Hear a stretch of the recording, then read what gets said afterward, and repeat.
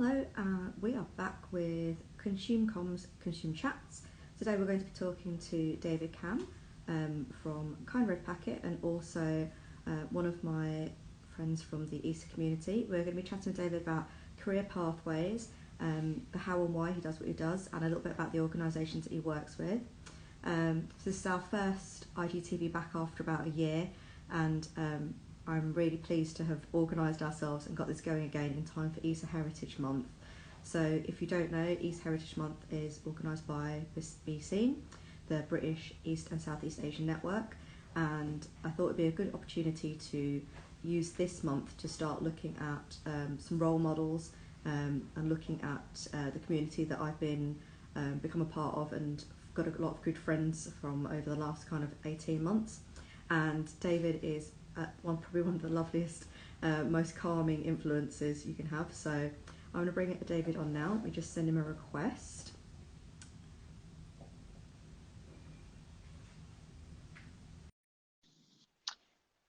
So that's Dave. We're just waiting for Dave to join us.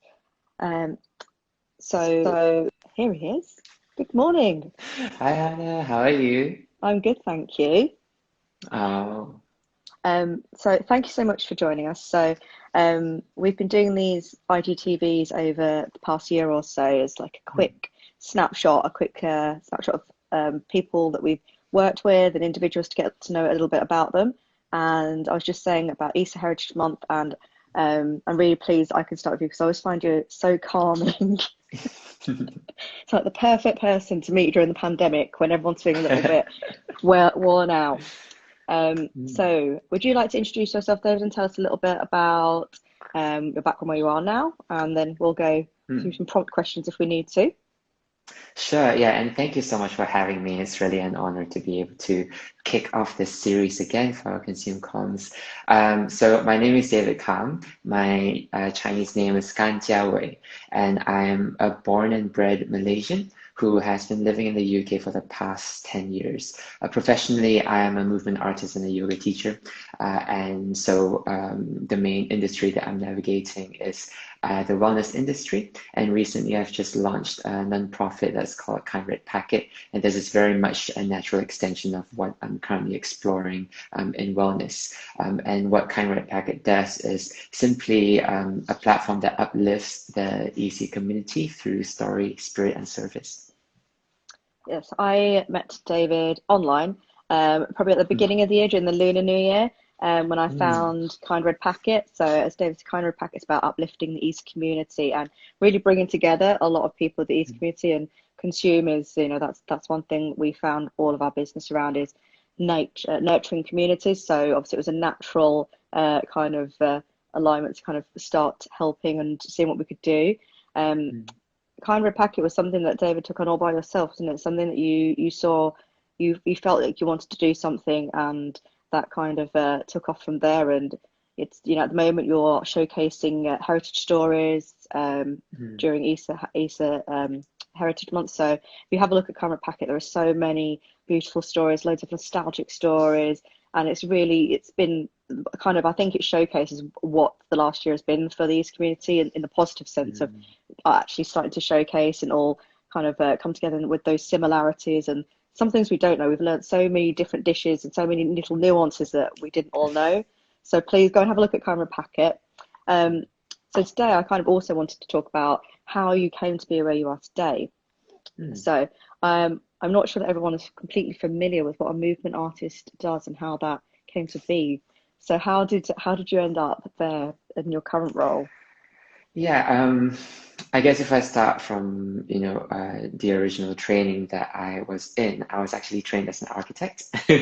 And within that exploration in my degree, a big question for me, quite naturally, is what is a home compared to what a house is, and how is it that we deal with the idea of belonging? And obviously, this is a very present question, being, a student that's plucked away from home. Literally, my whole family still are in Malaysia, so I was the only one. I am still the only one here within my family. So that has been already a huge question that's planted in my head.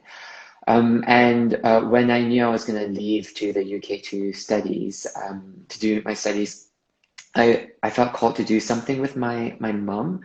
In the last few months, I'm such a mama's boy, and I thought, oh, let's like find something like spend quality time together, and that's how I got into yoga.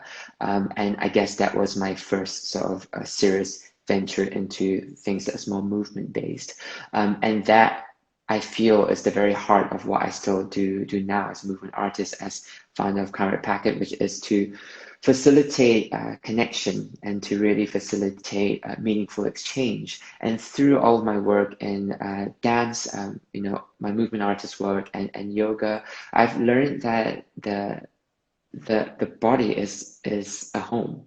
Like I literally am home, and that's what I really want to share through my work as a movement artist. So what that entails really is holding experiences where I invite people to come back to their bodies through not just movement, but through conversations as well, to establish connection, not just with yourself, but with others immediately around you, to be able to find a sense of belonging within yourself. So I hope that explains a little bit more of what movement artist is. Yeah, so a lot of what you do, it requires people to become very engaged with themselves, and I think there's probably a little bit of skill to that as well, of getting people to feel very comfortable and actually engage with their emotions and what they're feeling. Because I think pre-pandemic, a lot of the world, we're all on social media. Everyone's very connected and seeing what's happening around them.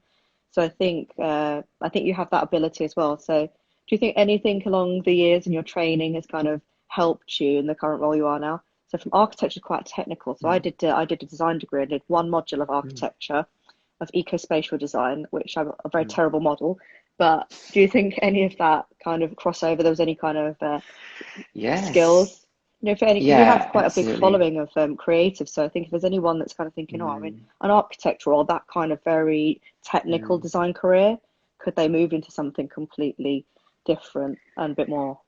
Yeah, totally. I feel architecture is such a beautiful, well, it was a really incredible experience that I've gone through because it's so overarching. And sometimes when we talk about architecture, we tend to just associate them to buildings.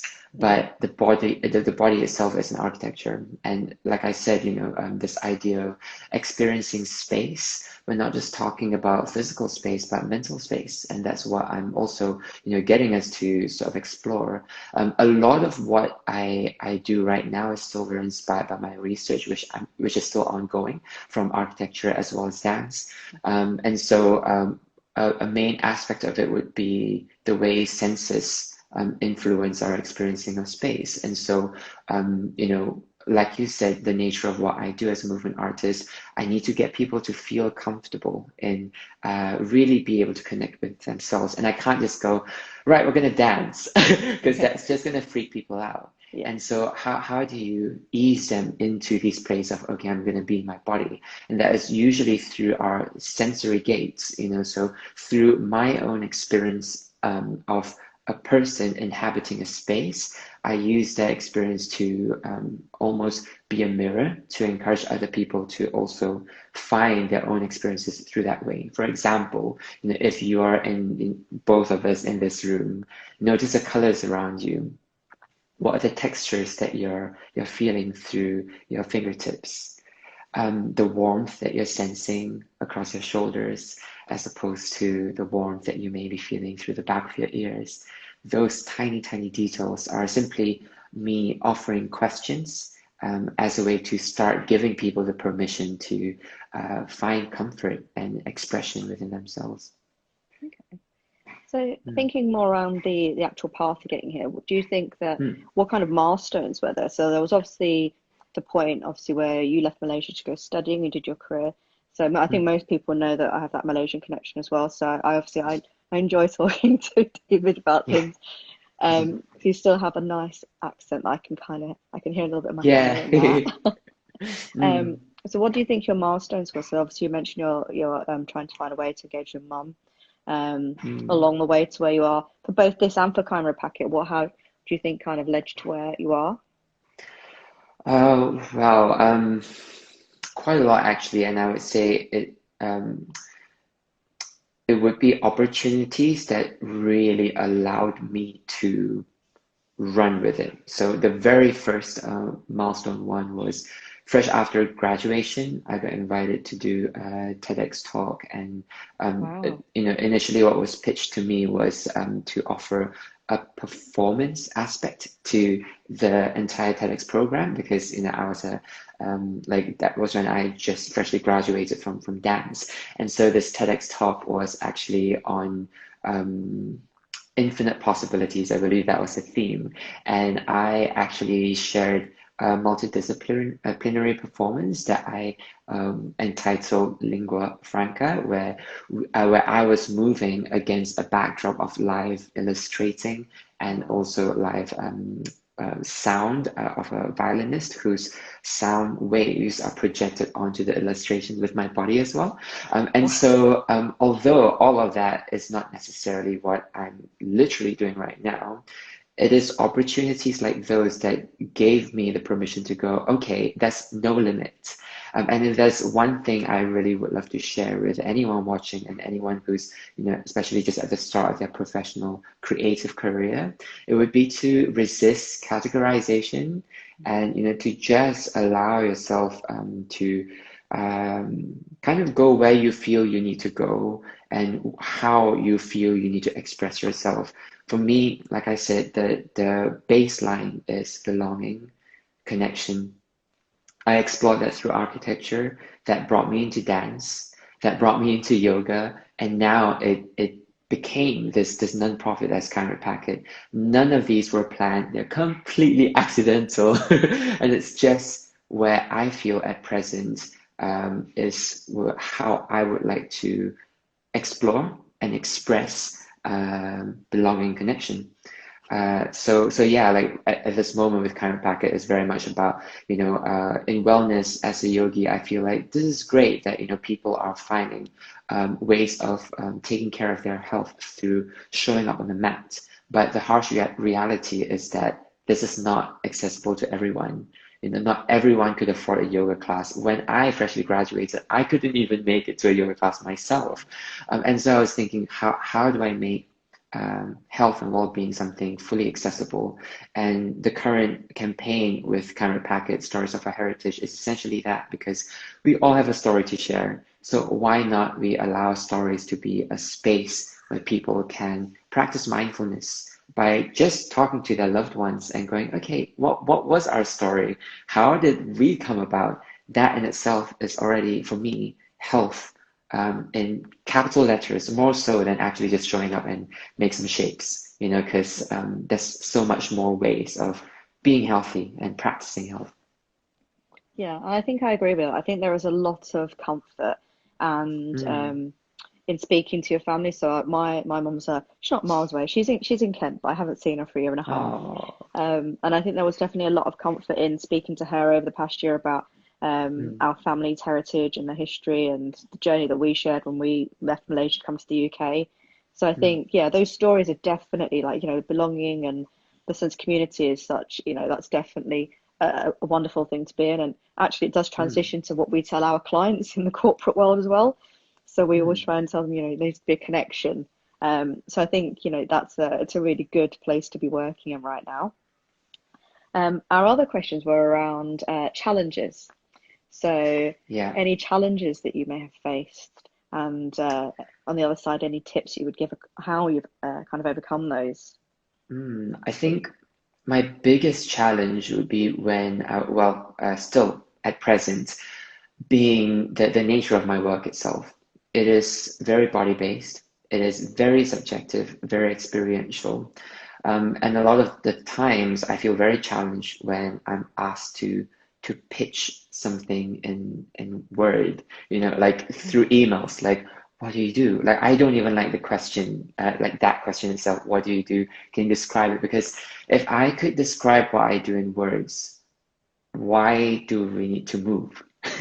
You know, and I think I used to feel bad about this, like, oh, I can't justify what I do in words. And then I realized, well, I can send them a video, and this is what I'm learning, where we don't have to be reduced to words. If you feel what you do is something that cannot be articulated in the very traditional sense of how people would like you to present yourself, there's always another way. You are a creative after all. So find other avenues to really allow your work to speak or dance or sound for itself. So, I think one of the greatest temptations, which I also see as a challenge, is when I've been approached, especially in in the movement world, when I'm approached to patent a style, like put a copyright term on this or that, and I do not like, this is not something I'm against, but it's definitely not something within my nature, because I feel like I just keep changing. Like even, from talking about my career trajectory from architecture right now to I guess activism, it's just quite like, and I don't even see this as an endpoint. I think I'm gonna just keep changing. And because that doesn't work for me, I know that's not right. And it's to trust that. I think sometimes security and consistency can come in between this creative pursuit that you're in. And if it deeply feels like this is not aligned, have the courage to just go, no, like not right now, knowing that you can always go back to it if you do change your mind. So yeah. I think I think Mm, there's a couple of great points there. I mean, I think mm, that I hope will plays back to some graduates when we do the talks with them, is that, mm, you have to pick the thing that communicates your thing. There's nothing wrong with going back and saying, actually, that's not the way I want to present this or how I want to present myself. Which I think absolutely. for graduates is perfect because they are just fed a certain way to deliver, how they are. So I think Mm, that's a really good point. And yeah, definitely with creativity, you cannot produce the same thing. You should be able to change as you go along. So that's a really good point. And also just presenting yourself how, I think it's a lot more open. So if you look back at a lot of our speakers, they're all very different and they're all mhm, successful in different mm, ways. I think, there's a lot of things out there that's giving yourself the permission. So it's through talks like this will hopefully make people aware, you can just do things the way you want to do them. mm, Um, and along the way, so um, those challenges will always be there because of the nature of what you do is new, and when you're trying to do something a little bit different. What about with KindRedPacket? What are the plans for? mm. Obviously, that was not planned. That's just something that's happened and has taken off. Yeah. What are the plans for the future of that, if you have any, or are you just going to see how what comes next? Hmm. How can people help? It's Yeah, it's funny that I always just share with my team that it's an accidental nonprofit and really something to just soothe homesickness for myself. Uh, But yeah, like I think after the first event over Lunar New Year, I definitely felt overwhelmed because it was mm, something that was really quite like a personal project, and to with it kind of happening just before the kind of the spike of this whole Stop Asian Hate movement, it just took on a whole other meaning. So I had to take the time to sit down with myself and really consider like how do I want to venture forwards. But now with our current campaign and beyond, we really hope to simply just offer a space for people to just continue making these meaningful exchanges. And what we really, really want to look into as well is how we can be that open door for those who are beyond the EC community to mm. also come in and experience our culture and what we enjoy and hear our stories. And a big, big, big part of this would be accessibility. So I think moving onwards, I don't want to share too much details yet, just because they're not like finalized, but we have lots planned, which I'm really, really, really excited about. So yeah, like just keep posted, follow us online, and we will continue updating you. But where we're going is for sure accessibility, inviting as many people as possible to come celebrate our culture. Yeah, I think that's the best thing to hear, is because I Mm, think the best way to, well, one of the good ways to combat what's happened over the past year is to raise profile and to allow people to who want to help to feel confident they mm, can come in. And um, there's been some great training out there for bystander training, and I think Absolutely. accessibility is an issue. You know, how do you kind of subside that is by making people aware and Mhm. giving people the knowledge, sharing these stories. You know, I think that there has to be a kind way to deal with it. And I think you really hit the nail on the head with that, what you're doing with Mm. that. Yeah, and I feel the very heart of Kind Red Packet is on joyful activism, where like there's so much happening around us, and it gets tiring. Yes. And the only way we can keep this going, because it's so important, is to remember the joy in the journey, and to remember to celebrate the tiny moments. And I remember when I was attending purpose camps, and one of the most powerful questions that was offered to me was, what breaks your heart? When you look around the world, what breaks your heart?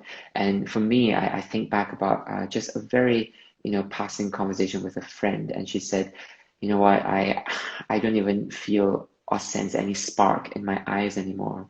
And that just hit me, and I felt if KindRedPacket could allow for this rekindling of a spark, um, I that would have really made my world. That would have made me content, and we're hoping to rekindle that spark through joy, and just reminding everyone that we all have something to offer, however small, however big.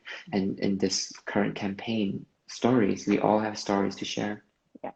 I love the stories. They just cut through all the other noise on social media. So, Totally. um, it can be a toxic place, but it can also be a great place. You Mm, just have to really limit your pool of what you're following. And I think, mhm, yeah, those stories, they really cut through when you see those, and they're little things you can relate to. They're nothing, there's nothing in there that's like completely, you never heard it before. It's little moments like, someone has experience with their grandmother, a dish, like Wei Chan's one's like a dish that he hasn't eaten for a long mm, time and things like that. Um, so what in terms of what we've spoken that there is a lot of things out there that's been very difficult the past year. How do you keep mm, yourself motivated? Because you've obviously got your movement artist work, but then you've got KindRedPackets and organizations. mm. So how do you keep going? What tips can you give people, to either stay motivated or to take downtime? Mm. I think I always try to ground myself with the people immediately around me. I really want to give a shout out to my partner, Wayne. Like, Yeah. he keeps me sane. And I also like that he's not in my professional world, Yeah. because then, when you get so into your own bubble, it's readily burst by Wayne, which is so good. Nice. And yeah, and I feel like for me, a way to really ground myself is to constantly take time out to check in with my immediate loved ones. Because if they are not cared for, if I'm not spending time with them, when my work is all about wellness, what is even the point? Like, what is the point of starting KindRedPacket when, I'm getting the community to try and connect to the others when I'm not doing it myself? So I think that has been a big source of how I stay focused, and I stay grounded, and also realizing that they are my biggest source of joy. And as I've said just now, joy is what helps you keep the energy going. And I would mean very tangibly blocking out times on my iCal, and just going, this is my quality time. Or and quality time not even meaning with my loved ones. I also mean me. So there's a term called artist date, which is by Julia Cameron. And this is something really good that I would emphasize for all artists and creatives. An artist date with yourself. Block out time once a week to go on a date with yourself as an artist. Go and see a show, go and visit a gallery, or just spend time writing. Or, if like I'm a movement artist, spend time moving. And let that be what fuels your cup, so that you have something to give back again. Yeah, I think we're definitely going to pick that out as one of our key things as an artist date. Uh, I know going in the past, I would sometimes take myself to London for the day and just go to all of the galleries I used to do as a student. I just basically Yeah. relive a student day as an A-level art Mm. student and things like that. Yeah, you're just taking time Mm. for yourself. I think a lot people can find being on their own difficult, but also if you fill it with something that you really enjoy, that you really want to do. If you really want to go and see a film and you can't find anyone to go with, there's nothing wrong with going on your own. I love it You though. don't I talk to love anyone having anyway. meals on my own, and like watching films. Like, Yeah, I'm a bit of a hermit that way. yeah. Yeah. I think an artist Mm, is a great tip. And So what about if someone wants to become a movement artist? You know, they like what you're saying about having this kind of physical element to well-being. You know, they kind of looked at well-being and thought, oh, maybe there isn't. I haven't found a bit that I feel fits me. How do they go about getting into this kind of career, or Mm. what do you advise? I guess, one of my biggest lessons is having realized that I can make my own career. And movement artist, I just made it up. Like I Yeah, said, yeah. very crudely, like speaking, I put that because it's what fits me best right now, and Hmm. that can change. But having come into, when I got into academia, tertiary education, no one was there to tell me that I could carve my own career. You get fed these very specific routes, like, oh, I'm studying architecture, so I have to be an architect. But in fact, if I was just catching up with some of my graduate friends from architecture, and maybe like five or six are now architects, but many of them went into being, carpenters to jewelry designers, performance artists, and it's so varied. And if I were to share a tip of any sort, it would be that, you know that you have full power in creating a job or a role that fully speaks of you. And this doesn't have to be anything that's fed by anyone else. Mm. Okay. And I think if anyone is interested in seeing any of your actual, like your yogi work, you as a Mm. yogi, they can see that, can't they? I think you've got some online stuff as well if they're not based close. Mm. So you can get into that. I mean, I've always struggled with yoga. I'm more of a Pilates person, but I think it's definitely a good one for being in touch with yourself, and breathing is, I Mm. think, my top tip for lockdown is uh, taking a bit more time to learn about breathing. Everyone's feeling a lot of anxiety now, so I think Mm. everyone should have another go at yoga, because it's more about the breathing and uh, relaxing and finding that moment in yourself to calm down, right? I think Mm. that's it. My best friend's just Yeah. qualified, so I'm taking her words. But yeah, I was just, I guess this is why I have called myself a movement artist, because I feel like lately my offerings have not even been called a yoga class. It honors yoga as a tradition, and it underpins a lot of my framework. Mm. But one of my favorite offerings are my Sunday offerings, which is still donation based. It's for the community, and it's called Wild Permission. And it's essentially that, just offering you the wild permission to move and to feel in any way you wish to, and whether or not that's in the body, or if that's in the form of words, you can do that too. So yeah, if you want any indication of my work, most of the things are probably through Instagram. A lot of my actual offerings for these classes are virtual, because I just want to keep it there in some ways, because I've realized over lockdown how much that actually gives people comfort as well. The option to be switching off their videos, and the fact that they're on mute, it really allowed people to have that freedom that they may not really be able to feel when in a group space where they're still seen by others. So if you feel like you want a very safe space to move on completely on your own terms, that's what I'm hoping to offer virtually. Yeah, I think I really like that about that as well. You can do it in your own home, Mm. and you don't have to worry about anybody else being there. Yeah, And in your that's own time too, with yeah, recordings. Mm. lovely. Okay, so if they want to find you, I will pop up the handle. Sometimes I just Mm. watch David's videos because it's like fluid movement. That itself is calming. And KindRedPacket, at the moment, they're running the Heritage Stories as part of the East Heritage Month. Um, Even if you're not from the East Heritage, we kind of label that it's inclusive. Everyone can be a part of this. Everyone's going to be able Mm. to relate to these stories of food and family and culture. So go and have a look at that. And David, thank you so much for being our first interviewee back. It's a gentle talk through, and I know hopefully in the future we're hoping that we will reboot our live events where we can get people together and we Mm. can hear more the story and see some videos and add some other bits in. But I will ask you for that TEDx at the end. I'm sure people will love to see that if it's available still. That sounds like Mm. a really fantastic TEDx talk. Well, actually, movement, they don't really do something a bit different. So Mm. thank you so much for joining us today. We will save this. This will go on our YouTube channel. So for anyone that missed it, they'll be able to follow back. And I will post up the handles. But yeah, thank you so much for chatting with us. It was a lovely chat through where we are, and I think we all feel like we've got permission to be what we want to do in our career, and we will go out and tell everyone else that they can do what they want as well. Okay. Thank you so much for having me, Hannah. And yeah, I wish you all the best for the rest of your series, and I cannot wait to tune in. We'll see you soon. Thanks. See you soon. See you. Bye. Bye.